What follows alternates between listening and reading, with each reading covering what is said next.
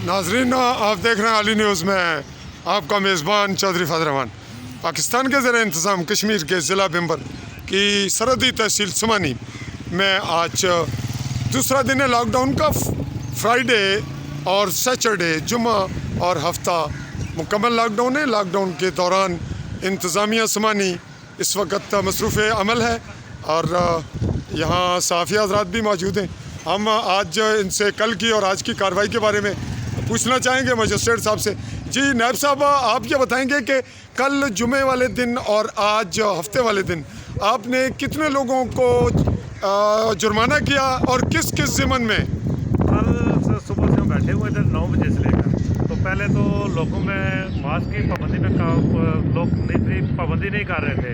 कल से लेकर आज तक हमने 30 बंदों को फाइन किया है, 2 बंदों के खिलाफ हमने FIR दी है, 5 दुकानें हमने सील की हैं। लेकिन इस हमारे इस अमल से इतनी सख्ती से आज काफ़ी बेहतरी नज़र आई है।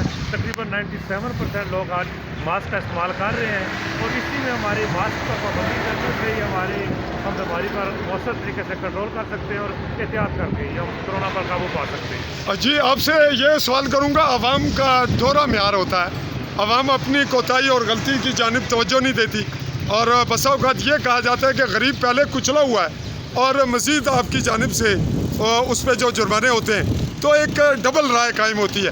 आप क्या कहेंगे कि जुर्माना माकूल होना चाहिए या सख्त जुर्माने कर रहे हैं आप, ये बताइए। जो जुर्माना होता है ना वो खजाने में पैसे इकट्ठे करने के लिए नहीं होता, वो तो सज़ा होता है कि ताकि बंदा दोबारा इस तरह का जुर्म ना करे।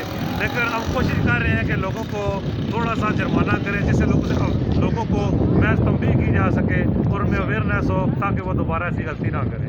जी नाजरीन, जुर्माना इतना किया जा रहा है ताकि पब्लिक अवेयर हो और थोड़ा अपने आप को एहतियात में ले। इसी के साथ हम आपसे इजाज़त चाहेंगे। अल्लाह हाफ़िज़।